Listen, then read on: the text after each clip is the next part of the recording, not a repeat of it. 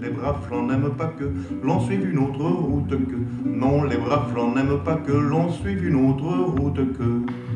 Le con est un cas d'espèce. Il en existe de nombreux types, de toute taille. Commençons par le plus grand.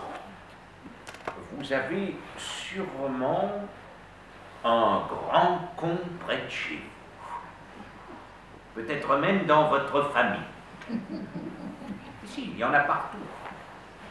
Les grands cons sont des cons plutôt sympathiques en général. Le grand con se cogne un peu partout, marche dans les flaques, se prend la tête dans les toiles d'araignée. Il n'a pas l'air très à l'aise dans l'existence. Il émeut. Les types qui ont toujours l'air à l'aise en toutes circonstances sont plutôt désagréables. Le grand con est inadapté. Dans un monde que chacun s'accorde à déclarer petit, injuste, surpeuplé, pollué, cruel, le grand con demeure à bon droit stupide, du latin stupidus, frappé de stupeur. Dans une formidable simplicité, s'il n'est pas forcément le plus con, il reste le plus grand. Il finit tout de même par lasser. Mais il n'est pas le seul. On risque de tomber aussi sur de petits cons, des gros cons, des vieux ou des jeunes cons, des cons comme un balai ou cons comme la lune, isolément ou en bande. Ces gens-là sont assez difficiles à classer car assez souvent, ils ne sont pas seulement petits ou gros ou seulement vieux. Non, on connaît de vieux petits gros. Certains ont l'air d'être grands parce qu'ils sont très maigres. On en croit d'autres petits parce qu'ils se trouvent loin ou parce que leurs parents, leurs conjoints ou leurs directeurs les tiennent à distance. On les distingue avec difficulté sur les photos de groupe. Une succession de numéros de 6 à 7 minutes où on entrevoit une catégorie de gens qui vont se faire eh bien, égratigner par Jacques-André Bertrand, le médecin, le voisin, le conjoint. En fait, toute la société y passe, ou à peu près, si ce n'est que ce sont tous des personnages masculins. La sagesse populaire, qui n'est pas la moitié d'un con, s'accorde sur un échantillonnage qui donne à peu près ceci. Le grand con et le bon con sont les plus civils.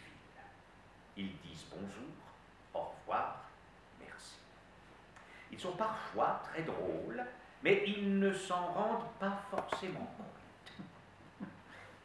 Le gros con est un con ambigu, pour ne pas dire un faux con. Il n'est souvent qu'un gros bêta, mais à l'occasion de certaines circonstances historiques, il peut se révéler capable du pire. Dans les temps difficiles, les gros cons ont tendance à se regrouper et il n'est pas rare que l'un d'eux, encouragé par l'effet de masse, se prenne soudain pour le roi des cons. L'histoire nous en donne malheureusement de multiples références. Se référer à votre manuel traditionnel. On a pu voir des tas de cons moyens consacrer leur vie aux entreprises les plus criminelles ou les plus idiotes dans le seul but d'échapper à la moyenne et de finir par être considérés comme des gros cons. Le con moyen non contrarié a longtemps été employé dans l'infanterie. En première ligne, lors de batailles savamment planifiées, parfois on ne lui donnait même pas d'armes, seulement un tambour ou une cornemuse. Ce qui est jubilatoire pour un comédien, c'est que la palette de Jacques-André Bertrand est telle qu'il y a de l'humour. Bien sûr, on rit. Il y a un phrasé qui est très intéressant, avec lequel il joue, une ponctuation qui est très soignée. Et puis, il y a quantité de digressions par rapport à des auteurs du passé ou du présent qui sont chers à l'auteur, qui sont généralement en italique. Alors, pour le comédien, eh bien, il faut naviguer dans ce style, dans ce phrasé, et en même temps faire percevoir au public qui est toujours cultivé, toutes les digressions qui sont proposées, tous ces chemins de traverse par l'auteur. Il n'est pas sans inconvénient non plus de laisser entendre à un con qui se croit propre qu'il n'est à proprement parler qu'un sale con. Le sale con est le plus désagréable de tous. On n'a pas trop envie d'en parler. Si on vous désigne un sale con et que vous réclamez des détails, on vous répondra vraisemblablement « Mais laisse tomber, c'est un sale con, et c'est tout. » Il est intéressant de signaler l'existence d'une sous-classe, le sale petit con,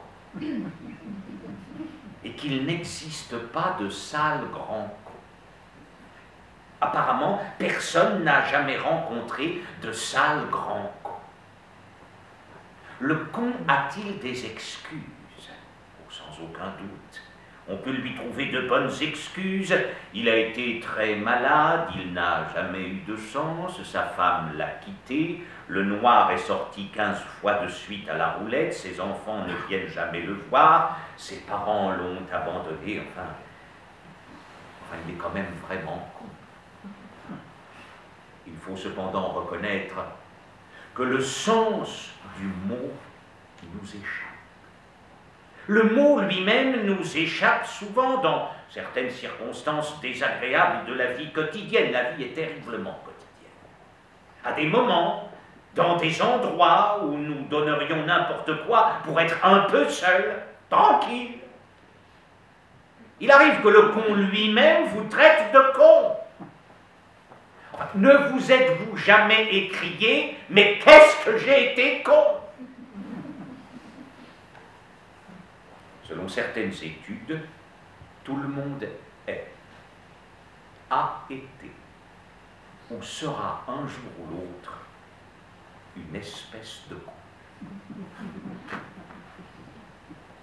Ça n'empêche. C'est la découverte que j'ai vécue avec Jacques-André Bertrand, pas seulement avec ce texte « Les autres, c'est rien que des sales types » ou « Les autres, c'est toujours rien que des sales types », avec Les sales bêtes, avec ses textes sur le mariage, avec Comment j'ai mangé mon estomac. Il y a toujours un humour qui est là et qui est un humour qui est fin, qui peut parfois être très drôle, très efficace, mais il y a toujours un style derrière qui est soigné et une élégance du rire. Le voisin.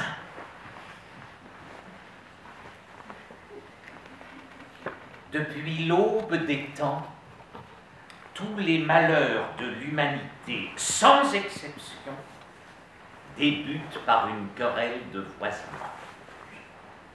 Ça a commencé comme ça. Vous avez dégoté un gentil petit coin, une clairière coquette où parmi les mousses chante un frère lissot pour construire votre hutte de branchages et de torches. Satisfait, vous vous endormez avec le sourire. Et quelle n'est pas votre stupéfaction de constater au petit matin qu'une nouvelle hutte s'est élevée à quelques pas de la vôtre. C'est le voisin.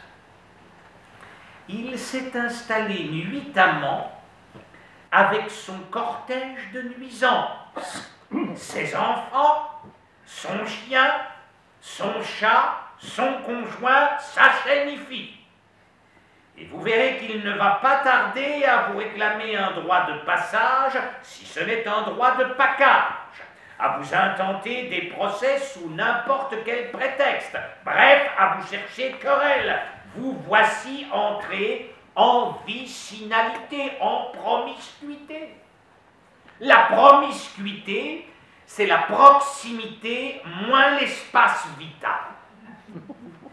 connaît bien Jean-Paul Sartre, l'enfer c'est les autres, mais en même temps on a besoin des autres, on ne peut pas vivre les uns sans les autres et on s'agace. Ma motivation principale c'est de faire quelque chose de pseudo-scientifique sur l'espèce humaine, c'est-à-dire qu'en même temps pas du tout scientifique, mais en se basant sur l'étymologie, qui est l'histoire un peu du langage, comment les gens sont qualifiés, sont catégorisés, et de le faire avec le sourire, oui, avec le sourire. Et un peu de misanthropie, parce que la misanthropie, enfin je prétends que le misanthrope se fait plus de soucis pour l'humanité que le philanthrope.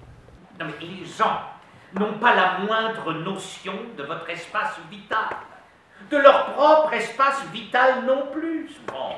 Ils viennent vous parler sous le nez, et plus vous reculez, plus ils avancent.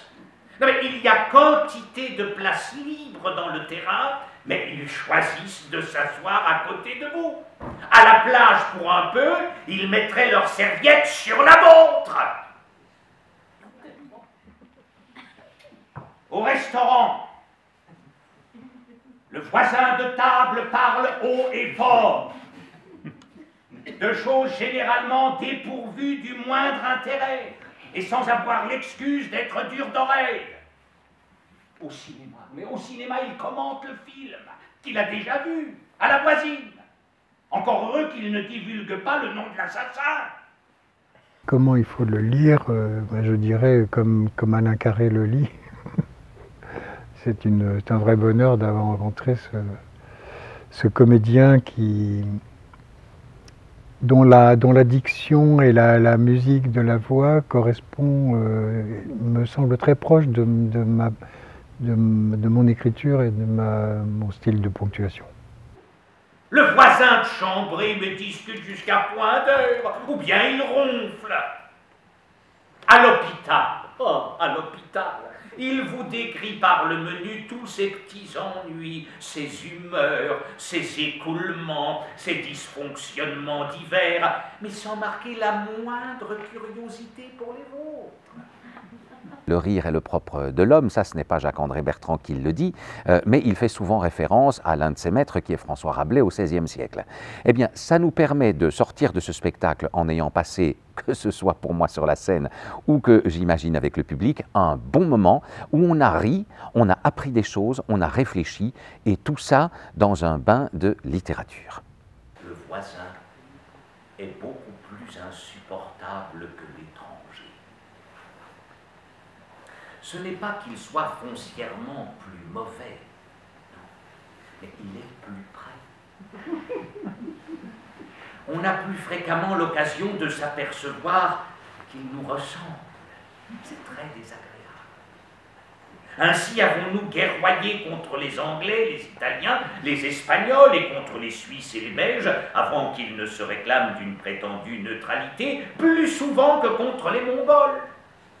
Je ne dis pas que le voisin ne peut pas rendre service de temps en temps. Non, le voisin peut être aimable, la voisine accorte, et même davantage.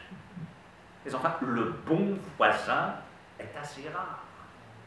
On ne tombe pas sur des Saint-François à tous les coins de la rue d'Assise. Bon, j'en étais là de ma méditation sur la vicinalité lorsque ce matin, ne voilà-t-il pas que le voisin, grimpé sur un escabeau, me hèle par-dessus la haie du jardin. « Monsieur le voisin !» appelle-t-il, n'ayant toujours pas réussi à retenir mon nom. « Monsieur le voisin !»« Qui ça, moi ?»